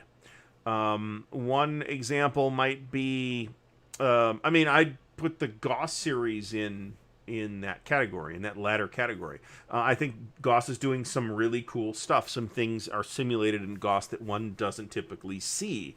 One of the reasons why I am super excited about Goss Market Garden is a lot of the things about Market Garden that are important in that campaign, like the road congestion, are built into Goss. So you don't need like special rules for road congestion, like Holland 44, which is a much simpler game. So I'm not trying to compare or disparage Holland 44, which is a fantastic game, by the way, but different scale, right? So the D-Day games, D-Day at Omaha Beach, D-Day at Pelelu are the two I've played. Those are both fantastic. We keep mentioning Struggle for the Galactic Empire. It's a Joe Miranda game, which is a very nice solitaire game, I think. So they have good stuff, but you got to educate yourself about a Decision Games product to an extent that you probably don't need to do with a game from MMP or GMT. So, there are issues, and nobody is fooling themselves that there are issues. And again, it may be that their process, which is built to support fast turnaround, but they're not turning Goss games around every 6 months either. I almost said I wish they were, and I'm glad that they're not. I'm glad that they took as much time with Lucky Forward as they did, for example, because it shows. I mean, they took like a whole extra year to do Lucky Forward. So, all right, Blue Jackets lost. Thank you very much, Mr. Sunshine. I do like Irish whiskey, by the way, although I don't have like a good knowledge of Irish whiskey. I would just buy Jameson's and be happy with that. But I can just drink Jameson's neat. I'm totally okay with that. Ken Globy is asking, he's saying Advanced Third Reich, and I'd agree with that. I've played Advanced Third Reich, and I thought it was very good. The new version of that is a World at War, and boy, it's a tough nut to crack learning it. Ed, who's the designer on those? Somebody will say it. Has been doing videos, and those are helpful, but it's like a 250-page rule book. It's crazy. So.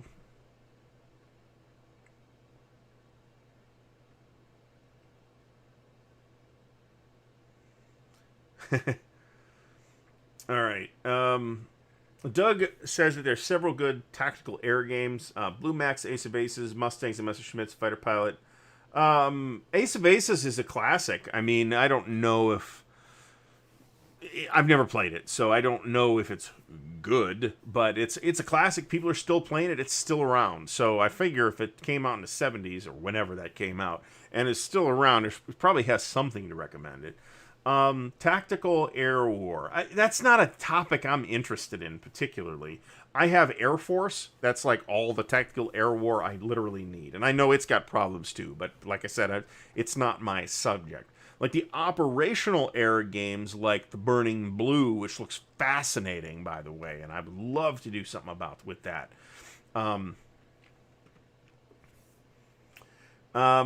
Ken mentions Empire of the Sun is a good strategic game for the Pacific. Yes, it absolutely is. Well, there are several. The key word to home in on there is strategic, because Empire of the Sun is strategic. It is not an operational game.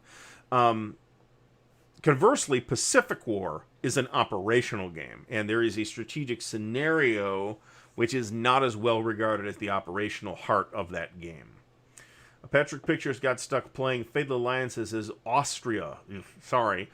I mean, you could make that fun, I suppose, and you've got stuff to do as Austria right away. A, defend yourself against the Russians, and B, bury Serbia to whatever extent you possibly can. But I suspect both of those will go relatively poorly for you. Timon6219 says he did a Google on best Australian whiskies. In the top 15, the cheapest is $110. Yeesh. So I am sorry, Australia. Next stream's subject, Australia, and why it is terrible to be there. A, the war games are all expensive. B, the wildlife will eat you. Carl Creeder mentions Desert Fox Deluxe, the box edition. So I've heard that there are problems with the box edition, though, that weren't there with the magazine version.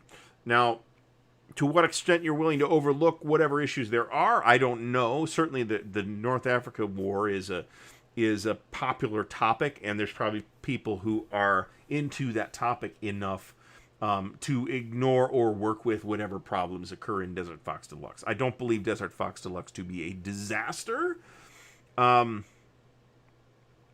So there are a couple of different games. As far as I'm aware, there are 3 different games called Storm of Steel. The one I am talking about is the Decision Games World War I game. There is a Conflict of Heroes module called Storm of Steel, and I think there's something else called Storm of Steel as well. So that tells you right there it's a bad choice of title.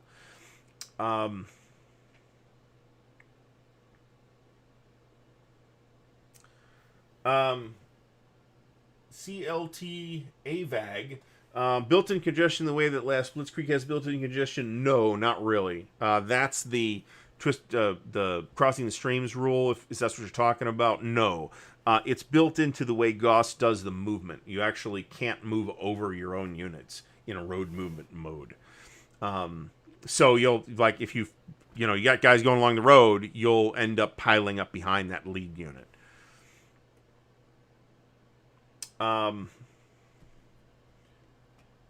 Doug says Ace of Aces is pretty brilliant, which and there's a fantasy game called Lost World, which is basically the same thing. You got a little booklet, the other person has a little booklet, you pick a move out of the booklet, and then you compare the 2 moves, and you do either roll dice or look at a matrix or whatever, and it tells you what happens. It's actually quite neat. And again, they've been around forever, so that's something else. BCS rule set is far less complex than Gauss. That is definitely true. I got rid of Storm Steel because I got it for like $20. It might have been more than that, but it was cheap. And it didn't have the upgrade, and it is impossible to find the upgrade by itself. Missing Seattle says the worst game he knows of is Decision Games The Pacific War, by which I think he means, or she means, War in the Pacific. And I have ragged on that thing myself multiple times, and it is a novelty piece that was clearly not play tested. It has like obvious problems when you start actually looking at the rules. Bruce Harper is the designer of head honcho of A World at War. Yeah, thank you, Grumpy Gamer. Timon6219 says in the early 80s he was stationed in Woomera, Australia, which I've actually heard of. They're able to buy duty-free 2 bottles of liquor a month. I mean, it takes me more than a month to go through a bottle of booze, but that's, again, you're seeing all my drinking happening on the stream. So, Sean O'Keefe says, what are we defining as bad? Bad rulebooks or the actual game? I mean, we have talked at this point about a number of angles by which a game can be described as bad. It has been mentioned several times that a really important factor is the rulebook. If the rulebook is bad, it may be bad enough to make the entire game bad. Or it may only be a little bit bad, and the game is good enough that you can fight your way through it. Worst rulebook I've ever seen.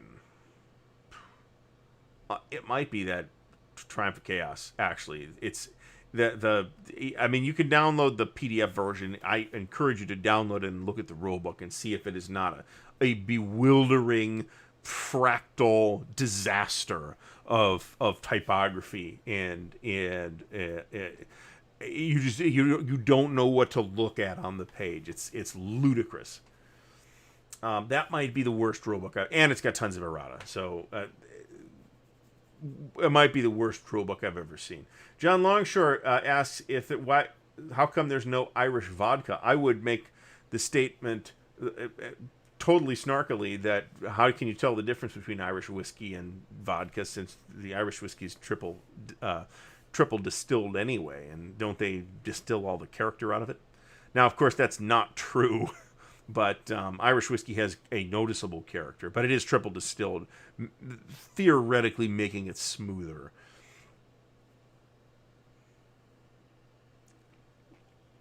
Besides, they need their potatoes to eat its potatoes. Most vodka is, in fact, not made from potatoes. Most vodka is made from whatever grain is cheapest wherever it is made. Whether usually that here in the U.S. that's corn, in other places in the world it might be rice. This is why American beer is garbage, like the standard American Magno beer, like the Budweisers and stuff like that. Because to cut costs, instead of using malted barley, they use rice sugar, and that's why they taste bad. So. I want to say, Steve, thanks for stopping by the way, that I think they're through that phase now with the publication of the Lucky Forward rules. Definitely Doug Johnson, the developer, has been mired in that for some years. Agri Day says the campaign for North Africa was not very good. I'm not going to argue with that.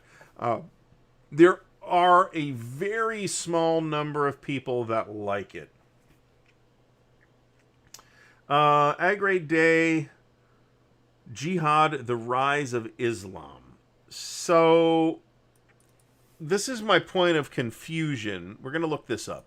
This is my point of confusion about somebody that mentioned a Compass game called Jihad before, which is okay, Jihad, the Rise of Islam. This is by Steve Newberg. And okay, so there's a game called Jihad, the Rise of Islam, 632 to 732. I cannot tell you anything about this game. The game I keep conflating it with is the first Jihad, which also subtitled The Rise of Islam, which I've done an unboxing of. That's from Blue Panther's the printer. White Dog Games is the publisher, and that actually looks really interesting. That is a Ben Madison and Wes Ernie, I think, solitaire design. The Compass Games Jihad, I can't tell you anything about that. Okay, Storm of Steel is by Joe Miranda. That's true. Third Reich had a terrible rule book. Well, I mean, nobody really remembers the first edition, to be honest. The fourth edition was the definitive version of the Third Reich, the original Third Reich rules, I think. Mark William Humphreys, thanks for stopping by. Across the Pacific is a nice Pacific theater game. That is almost certainly true. It's got a good reputation, but I've never played it. Stigler says Desert Fox Deluxe was a disaster because it was the second bite of the cherry for S&T 300, which sold out very quickly. If it indeed introduced new problems over and above S&T 300, my understanding is that it did. It introduced errors that were not in the S&T 300 version, which is hard to imagine how that can happen. I mean, if the game came out in 1978 and they had to rebuild all the pieces because there aren't digital versions of it, that's one thing. But that was not the case here. So, Ken says Advanced Third Reich does politics well. It kind of does. I mean, it's a series of tables. It's a kind of a bloated mechanism, I think, but it does give you a lot of detail about the politics and the research, which is research is a thing that Advanced Third Reich did, and World at War does, that almost no other strategic level World War II game does in the Hex and Counter space. There are other games that do, like Triumph and Tragedy, which is a pretty good game, by the way, but it's not really comparable to a game like Third Reich. Carl, I have Triumph of Chaos Edition 2. I cannot speak to the first one. The beautiful, beautiful components, beautiful box, beautiful map, everything's beautiful except the rulebook, which is garbage. Kyle Reese says the Irish tried to make a vodka they were never heard of again. That's possible that they were just dumped in the Irish Sea after that piece of heresy. Boru vodka is perfectly decent Irish vodka, says Patrick Pictures. Again, I will have to suppose that you are correct. Doug Sunseth says the worst rulebook he's ever seen was the original D&D rules. Okay. I agree completely. I think that as a rulebook presentation, white box D&D is garbage. That's why Ken St. Andre looked at this thing, he heard about this D&D thing, and maybe even saw people playing, and then he got the game, and he's like, "This is impenetrable trash. How do I even deal with this?" So he ended up designing his own game, which was Tunnels and Trolls. Phil Barker. So there's two different fellas named Phil Barker. There's the miniatures guy, who I think is in the UK, and there's M.A.R. Barker, who was known by Phil. I could do an entire show on M.A.R. Barker, okay? And I'm not the guy to talk to about Phil Barker. He was the creator of Tecumel, the setting of Tecumel, the subject of the Empire of the Petal Throne RPG, which, according to some measure anyway, is the second RPG published. Definitely the second RPG worked on, but I honestly think setting work on that game happened long predating D&D. The D&D did not have a readable rules set until I think Moldvay. Even the Holmes basic set is not that clear, I don't think. All right. Untamed Irish Vodka and Exiles Irish Gin have scooped up 2 awards at the recent World Vodka Awards. So vodka is very popular among startup distilleries because you don't have to age it. If you want to make a bourbon, you have to age it. I forget how long you have to age it, but you have to age it for some amount of time, which means you're not making money selling it. So they make vodka in the meantime until they can get started making bourbon. That's how Middle West Spirits here in Columbus, Ohio got started with vodka. Their vodka is actually really good. I don't even like vodka.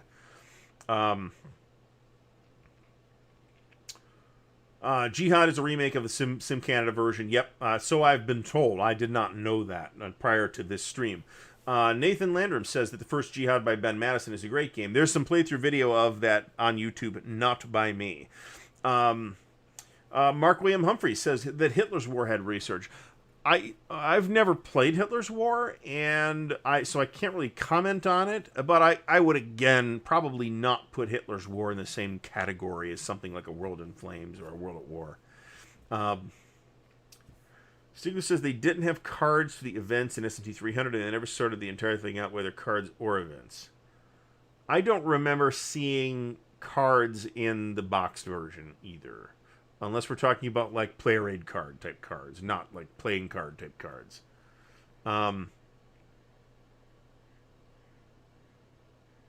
Stigler, I have assumed at this point that you are in fact not a Decision Games customer. You can get, if you want to invest in Desert Fox Deluxe, buy it from NWS. It's like $70 or something. Don't quote me on the price, but if you want to pay the lowest possible price for Desert Fox Deluxe, get it from NWS.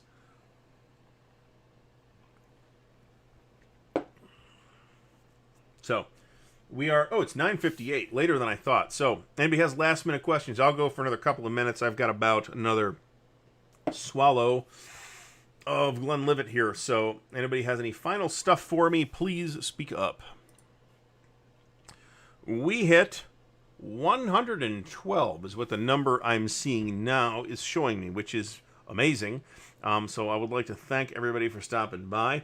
Anybody who has managed to stick it out this late, let me mention what's coming. So I actually haven't talked about this. I normally... Okay, so tomorrow we have a RPG video, which is a Harn video for tomorrow. A new release flip through Harn video, so I actually was very excited to get my hands on that. This week's unboxing video is Rostov 41 SCS game from Multiman Publishing. So we're super excited to see that. I don't have one scheduled for next week yet.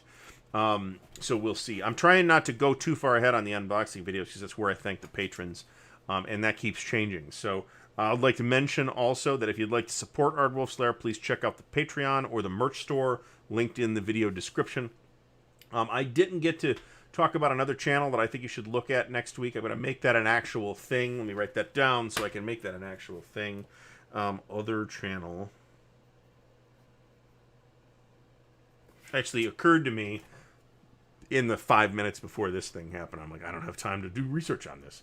So, John Harden, thanks very much for stopping by. Homemade vodka. Yeah, that's the kind of way, that's how people go blind. So, Kaiser Bill says there's a game about the Reconquista in S&T that has rules so poorly written that he swore off magazine games thereafter. That's an interesting topic, too.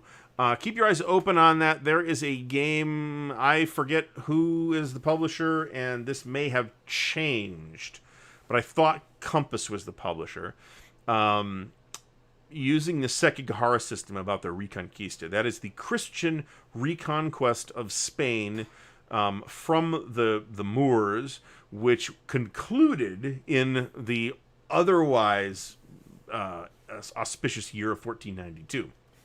With the fall of Muslim Granada, the last Muslim nation in the Iberian Peninsula. Very interesting topic. So if there, I'd love to see a good game on that topic. That Sekigahara system one is something I might take a look at some point. Bis Nunez says he's starting GMT's Dark Valley. I like the Dark Valley. It is... read the German victory conditions very carefully, and whoever is playing the Germans needs to be very aggressive. If you don't, the Germans will lose the game in 1942, like early 1942. It's a very good game. I like it a lot, actually. Dark Valley is a game that kind of gives you a lot of operational depth, while still not taking that long to play. I think you play it in 30 hours. I think we played it in 20, but our German player was not aggressive enough. There's a game about, there's Almoravid from Volko Runke actually is coming. That may deal with the Reconquista too, but I'm not sure which part of it. That's part of the Levian campaign series. That's going to be worth a look. So, Grumpy Gamer, thanks for stopping by. It is 10:02. I would like... We didn't actually get... Somebody asked about that, and I blew it off. Again, anybody who wants to be a moderator, wants to help out the stream, we're only doing this once a week right now, so you're not committing to anything except being here for 2 hours on Monday nights, or maybe a little bit over. So email me at ardwolfslair@gmail.com. Anything else I want to talk about? Sale video will be coming... RPG announcement will be coming. Giveaways will be coming when we hit 4,000 subscribers and or 2,000 followers on Twitch. So if you're not following me on Twitch or followers on Twitch, that would be nice. Followers on Twitter. There's links to Twitter and Twitch. So follow me in those places. In the video description. Patreon and merch store if you want to support our Ardwulf's Lair. Thank you very much. Discord changes will be coming. I will talk about that on a stream when it happens. I gotta basically set it up, so that's the delay there. And that's all I got. So I really appreciate everybody that has stopped by.